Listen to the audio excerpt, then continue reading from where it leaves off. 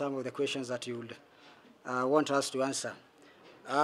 We are talking about the corruption that has been going on in this country, and our statement is very clear.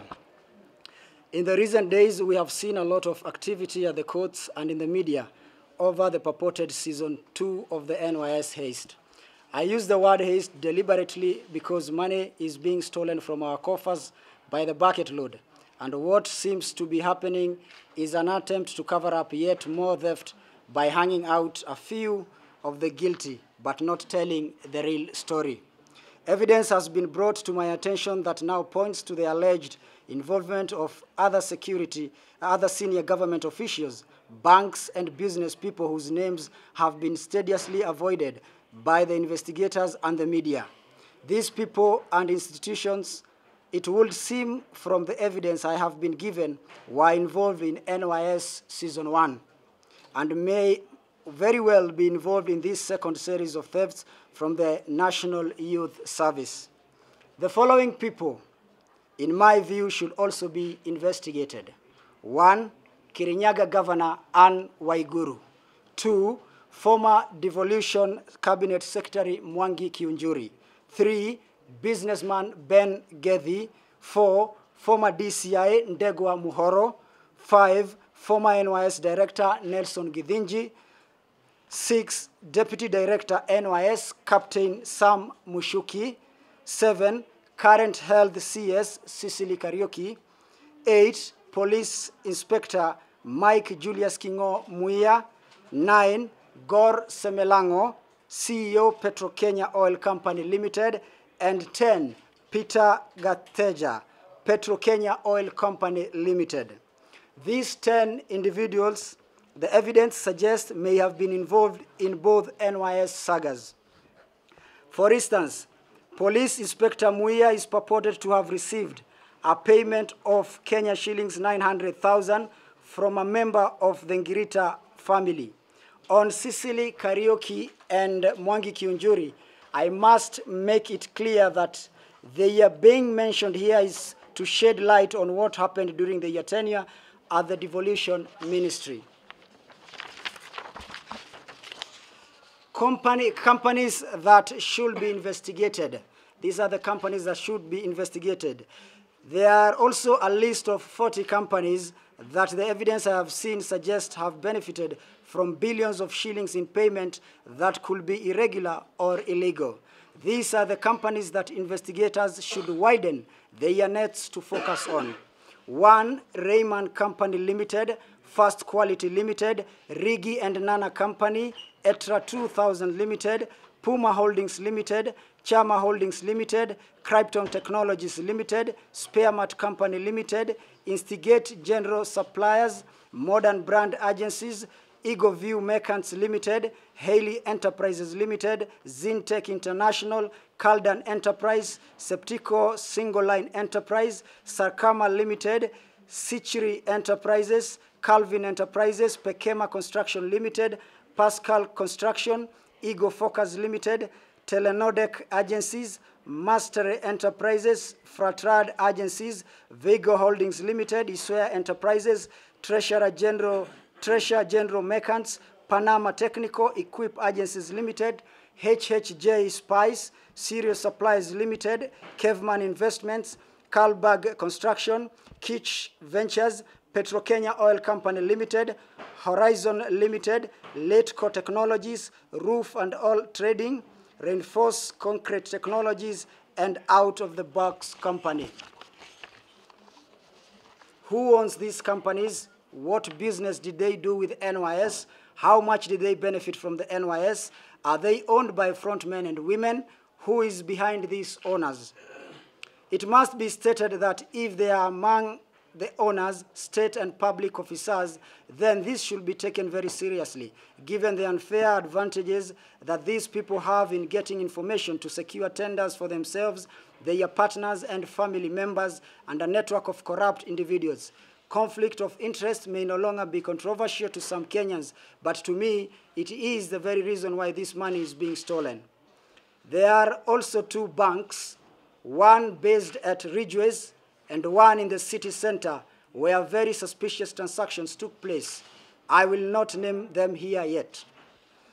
The following investigating agencies who have looked at NYS over the past 3 years should also tell Kenyans clearly what they learned from the people who they have summoned collectively: the Public Accounts Committee that served between 2015 and 2017, other departmental committees that served over the same period, the DCIA, and the EACC have summoned some of these people I have mentioned here 151 times.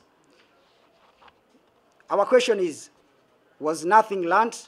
Why, after all of these summons and requests, did NYS Season 2 happen? I have also learned of a cartel that called itself the Awataja Mafia, whose involvement in this scandal is clear. I will come back with more information on the same in due course. In this day and age of handshakes, the role of the whistleblower has been put to rest. If those who whistleblew before me are unwillingly to do so anymore, then Mohammed Ali will do it himself. I have always and will always stand with Kenyans in defending their interest, and will do so without fear or favor.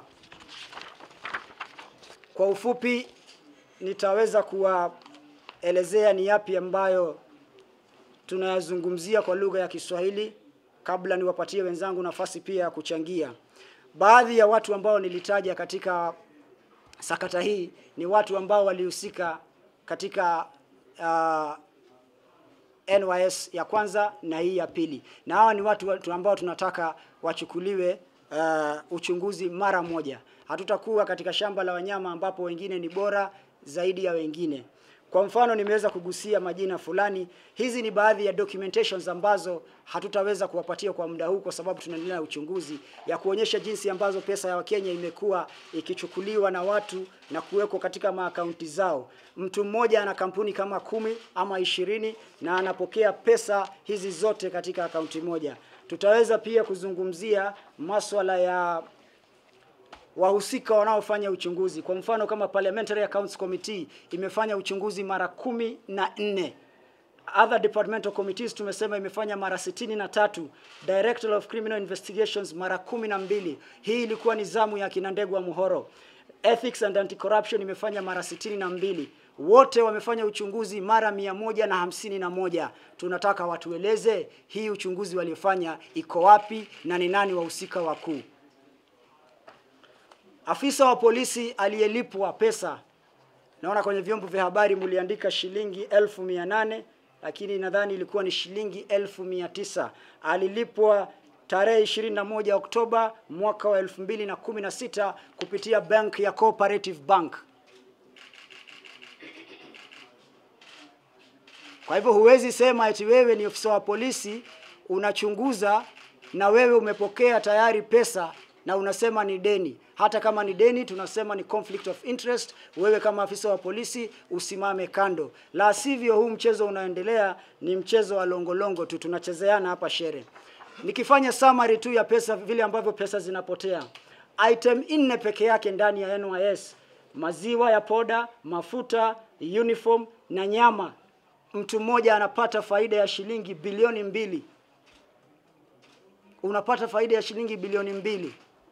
Hizi ni vitu ambazo hatutakubali kama Kenya, na hatutakubali tuingie katika season 2 ya NYS na season 1 bado haijatatuliwa.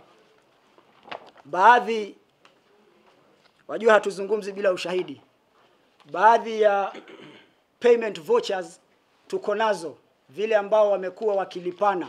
Hizi ni baadhi ya payment vouchers ambazo tuko nazo. Na kwa sababu hatutaki kumwaga mtama wote, tunataka kuangalia wao watafanya nini ili na sisi pia tujue tutafanya nini kama wabunge waliochaguliwa na wananchi na watakaosimama hapa kutetea wananchi wa Kenya. Labda watu wengi wamekuwa wakishangaa ni kwa nini Mohammed Ali, wabunge kama kina Caleb, vijana, ndugu yangu hapa Tindi Mwale, ni kwa nini tumenyamaza kwa muda? Hatujanyamaza, ila tulikuwa tunafuatilia kwa makini na kuhakikisha kwamba tumeweza kupata uchunguzi wa kutosha. Hata hivyo, tunaweza kumshukuru the new DPP kwa kazi ambayo ameifanya. Angalau ameingia juzi na amekimbia mbio, amejaribu kuhakikisha kwamba wale wengine waliokuwa wametajwa hapo awali wamepatikana. Vile vile tunataka kumshukuru sana the DCIA.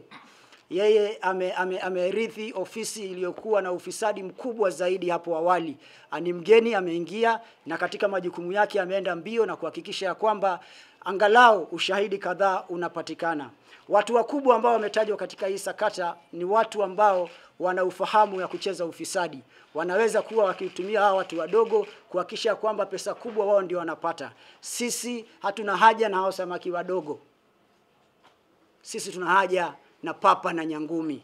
Wale wote waliotumia hawa samaki wadogo ndio tunahitaji kwa sasa hivi. Kwa hivyo mambo ya kukimbiza akina Ngirita, akina nani, Ngirita anakuambia mimi hata sijui, mimi sifanyi biashara. Kuna mtu ambaye alifungua accounts hizo na kusema pesa ziende huko ili waweze kukatana mlungula. Kwa hivyo sisi tunataka uchunguzi ufanywe mara moja. Hawa watu wote, hizi kampuni ambazo tunataja, wakuje waseme wao ni kina nani, ni pesa ngapi wamepotea na ni nini wamesupply katika NYS.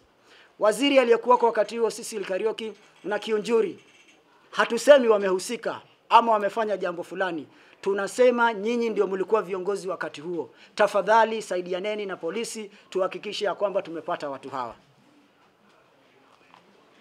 Caleb? Yeah, I think what is important is that